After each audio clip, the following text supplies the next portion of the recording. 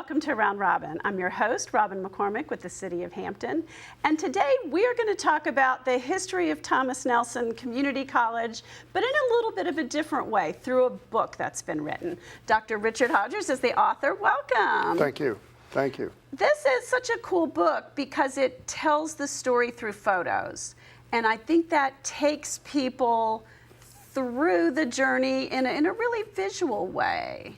Yeah, and we were very proud to be able to produce such a book. If I could step back just for a few months, maybe even a year, I had been talking with our Vice President of Institutional Advancement about a book to commemorate our 50th anniversary. And so we were trying to come up with a format for the book. What would it look like? What would it be? And I saw a book like this that had been produced by Virginia Tech. And I noticed on the bottom it says Campus History Series. And so I contacted the publisher, Arcadia Publishing in South Carolina, and they do books like this. There's a bunch of them for Newport News, for Hampton, for the whole area. And so I said, you know, would you be interested in our history? And they said, well, we've never done a community college in Virginia, so sure, yeah. So I followed through with all of the paperwork, and about 2 months later, we got the contract. And then we began to put the book together. Thomas Nelson is very fortunate in that it has its own archive.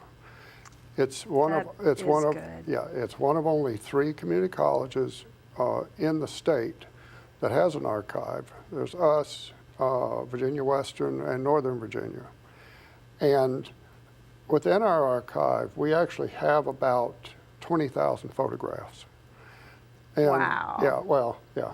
You had to sort through all those, didn't you? Well, we haven't made it through all of them yet. But cataloging and sorting and such like that, it does take time. But we have a very dedicated staff. They are very excited about the archives. And we recently received a large amount of videotape from our audiovisual area, and I guess they were cleaning out their closets or something. And we got, well, basically 50 years worth of video.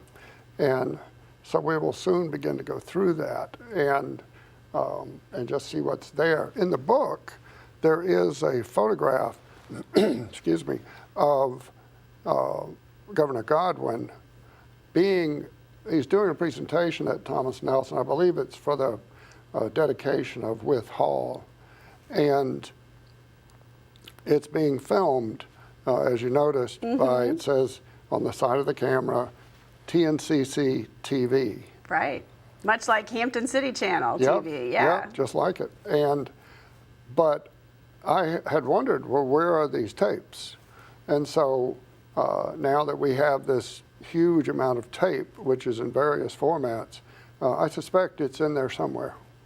And so we're looking forward to finding that. So looking back to those early days, and we've spent some time talking with Dr. Dever and talking about the history of the college and 50 years, there was this, you know, community colleges came about really quickly. I mean, the legislation was signed and you guys were open in like a year, year and a half maybe. It was something that came down from the governor, from the legislature as a way, and it's hard to realize this now 50 years later, that college should be accessible to everyone. Because back then, only the brightest and maybe the most affluent could go to college. It was not accessible. This was revolutionary.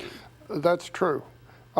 Community colleges began at the turn of the century out in the Midwest, and they grew fairly rapidly nationally. But Virginia actually was a little bit late coming to the game. And played hurry up. Yeah, and in some ways that was good because it gave them a chance to look and see, well, what have these other states done, and what kind of model could we model after.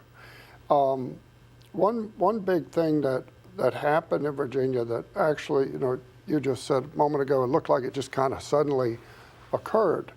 Well, one thing that took place in Virginia in the mid-1950s with the passing of the Brown versus Board of Education ruling was a set of laws called massive resistance.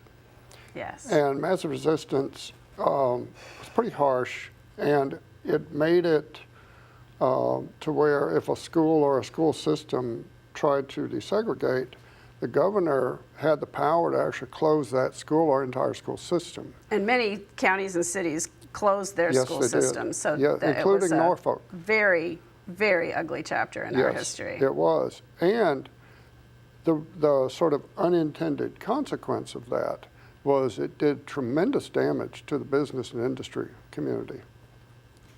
Well, as a result of this, a group of people got together, a group of businessmen throughout the state, and organized themselves into a group called the Virginia Industrialization Group. And their sole intent was to reverse this legislation and to try then, of course, restore the business and industry. And so they met with Governor Almond. They were able over time to make this happen. But then after you reverse the legislation, you look at the damage. Oh, school systems in some places were closed for almost 2 years, right? Prince Edward County, I believe, 5 years. And of course, the rich white children had private schools that That's sprung right. up to educate That's right. them, but Yes. African Americans didn't, and less wealthy white yes, families also suffered. and one of the massive resistance rural. laws allowed the more affluent students to actually use state taxpayer money to pay for the private schools, which was unheard of prior to 1956. But members of the Virginia Industrialization Group would travel the state and, to various communities and say, wouldn't it be great to have an industry here? And people would get excited and they said, but we're not going to be able to make this happen without a statewide system of technical education. And so when Governor Harrison came in '62, working with these businessmen, and Harrison was a big industrialist, they decided we need to create this statewide technical college system. And so they hired Dana Hamill, who was then the director of the Roanoke Technical Institute, which was part of VPI, better known Right, as, it was VPI back then. better known as Virginia Tech now. today. And that was in '64, and within a year, they opened 2 of the technical colleges. The first one, of course, they just took Roanoke Technical Institute and converted it to Virginia Western Technical College. And about a week later, they opened Northern Virginia Technical College in Bailey's Crossroads, which is a little area sort of swallowed up by everything else up there now. But, and then it just sort of went on a roll. But you're right, Thomas Nelson opened very quickly after the 1966 legislation that said, hey, the technical colleges are becoming community colleges. So the technical college was the root of this movement. Oh, and yeah. it was for industry, for trade professionals, for things like that. When did the academic first 2 years of college, that kind of came at the same time, though, It did. right? It did. In fact, if you read an early newspaper interview with Dr. Hamill, who incidentally, he's still alive. Oh, He wow. lives in Richmond. He's just turned 95. But he was interviewed prior to, starting his work. And he said, eventually these will be comprehensive community colleges offering both transfer and technical education. So that was part of the DNA from the very beginning. You're right, it was there early on. But the early thinking, I think, was more of the technical or more of the I'm already in the workforce, but I'm going back. Yes. Going back so that I can progress, so that I can get the college degree I didn't get the first time around. And now what I see is, well, I see the technical and the academic merging more. There's, you know, you don't work on an assembly line anymore. You work on the robot that works the assembly line. There's much more technological and IT functions in, you know, car repair, for example, is completely different than it used to be, because cars are driven by computers, and you have to know that part as well as the mechanics. Well, so there's been this merging of higher or more complicated learning to do things. Oh, sure. And I think that's, you've kind of hit the nail on the head with how these industries have changed. For example, building cars now, you know, it's not dirty work anymore. And even repairing a car is not so dirty. It's not for, you know, the student who can't excel. It's for a student actually who has chosen that field. And unfortunately, there are still stereotypes that people have to sort of get past on that. But I think society is becoming more aware that you don't necessarily have to have a 4-year degree in order to have a really good, not just a good job, but a very satisfying career for your life. And over at Thomas Nelson, you know, we offer programs such as cybersecurity, which that's not necessarily a 4-year degree, but it's a very valuable field today and a very sought after field. And so if you have that training, that's certainly an area where people will be looking to you or looking for you as an employee. I think that's true of a lot of the IT fields. And there's multiple entry points in a career now too. It's not like if I were going to do car repair, I would stay here for the rest of my life. You can move up, you can learn new things, you can learn the specialties of a particular automaker. There's a lot of variety in that. But the other trend I see in the community college is just the crazy cost increases in the cost of a 4-year education. And what it takes for someone to go to a 4-year institution, live on campus for 4 years, and graduate, they're coming out with so much debt that it takes forever to get a hold of that.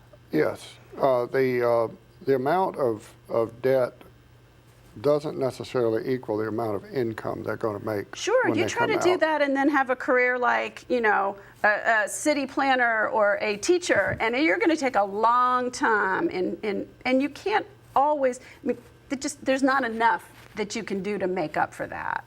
Yeah. Much less if you get a master's or a PhD, you know, PhD in teaching, that costs a lot in terms of making that back up. You know, so it's really hard for families these days to try to think about paying for that. And the community college system is becoming a way that a lot of people do.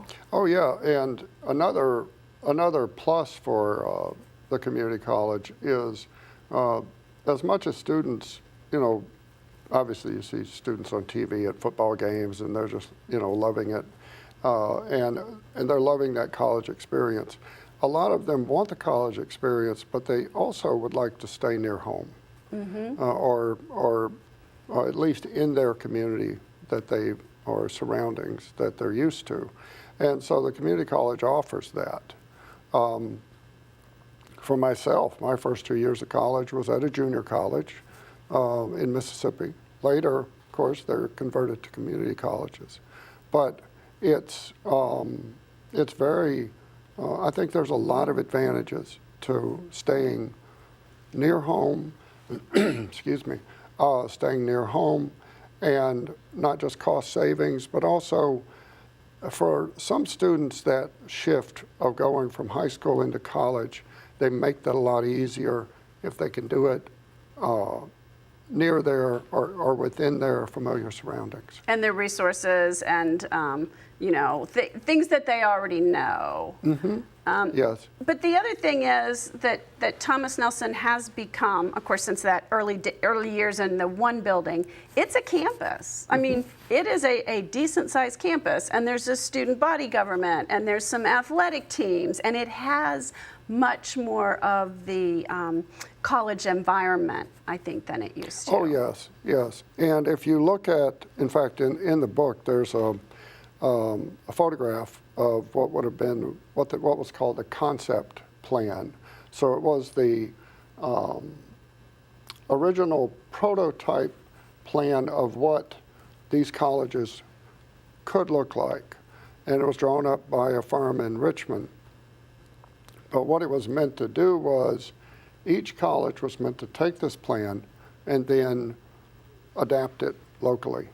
So if you look at it, you see a lot of buildings sort of crammed into a small space, but you'll see athletic fields and things like that.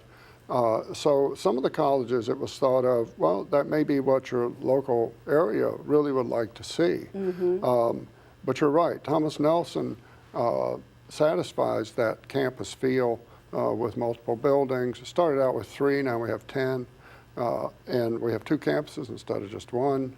And in the master plans for the future, for example, the Williamsburg campus, that's going to go from 1 building to 6. Wow. Over the next 30, 40 years. That's in the plan. And this campus here, while it still has its original buildings, we're moving quickly, actually, toward replacing those buildings with a new 3-story building that will be quite eye-catching from the highway. Okay, so now I'm going to say, what changes come next? Where does the community college system, where does Thomas Nelson specifically go to adapt to the future? I think that Thomas Nelson already makes a lot of adaptations toward the future. Cybersecurity is a good example of that. And it's a particular one. I mean, obviously it's a field everywhere, but here with the amount of military presence we have, it is a particularly growing. And you do have programs that speak to the local job market. Oh, yes, yes. And we do a lot of partnerships. For instance, we do a lot of work with the shipyard. And I know a few years ago we were offering, and this was through a grant program, we offered an electrician's certificate that was specific to someone on a ship. And while it only enrolled 10 people per cohort, I think out of the 2 years that it operated, because it was a grant program, only 1 person didn't get a job. Wow. And that was out of about 4 cohorts. So that's not bad. Excuse me. We also have a dental hygiene program up at our Williamsburg campus, which it's a small group, about 24 people, but we have quite a lengthy waiting list of people who want to get in it. And each year, the graduation rate is wonderful. They're all nationally certified, and I think out of that group, I would say it has about a 98% job. They find jobs. So then in the future, continuing to have those programs that dovetail with the job needs and who can get hired, but also what people are interested in. And, Yes. I think that's one thing that's changed a little bit about going to college is sometimes people would say, well, I'm going to get a liberal arts degree and figure things out later. I don't know that people have that luxury anymore. Or I'm going to go learn this because it's my passion, but boy, the fashion merchandising world is already oversaturated and it's a very hard field to break into. You know, it's like kids who think they're going to grow up and be a professional football player. Not very many of them make it. So how do you give them the well-roundedness that leads to a job, leads to education, leads to whatever, makes sense? Well, I think what we do is we encourage them to pursue a degree where it's appropriate. Obviously, if they're in a workforce program, they can go on to a degree program. But if they're in the transfer programs for us, we always encourage them to follow through with the and graduate from Thomas Nelson, not just take a few classes and move on. Right. And then we constantly communicate with students. We always want to know what the students are interested in. What do they need? What do they see that would be beneficial for them at the college? The president, Dr. Dever, he's very good about holding forums, 2 forums a semester, 1 at each campus, open forum for students, and he'll field questions, and sometimes you hear these questions and you think, wow, that's a pretty great question. But he is very responsive to the students, and he wants to hear what they have to say. And that's one way that we try to improve the experience for the students. Okay. Well, thank you very much. We have to wrap up. There's a million more questions I'd like to answer, but what I'm going to say is people have to go get the book, right? Where can they get this? They can get that book at Barnes & Noble. They can do it online, Amazon. They can actually go to Arcadia Publishing, their website, and get it. I've done 2 book signings already in the area. I'll be at the William and Mary bookstore, which is a Barnes & Noble in Williamsburg, November 9th, book signing there. And I believe it's October 27th in Newport News, Barnes & Noble. I'll be doing a book signing there. And I think that, looking through this, and I've only had a little bit to glance, but you see the sort of changing face of the students. You see the origins of the nickname Tommy Tech, which some people thought was derogatory, but wasn't, at least initially. And you see how the college and the people that it serves, which is our community, has changed and grown. So it's a fabulous look at that. Thank you. Thank you very much. And thank you for watching. I hope you will take a look at this book and take a moment, too, to think about what we would be like if we didn't have Thomas Nelson, if we did not have that resource in our community, and appreciate how many people it has served, whether you take one class or a degree program or certificate program, or the workforce where it works specifically with a business to train or retrain workers to the next level. So think about the resource that we have and how it's going to continue over the next 50 years to grow and serve us. Thanks for watching.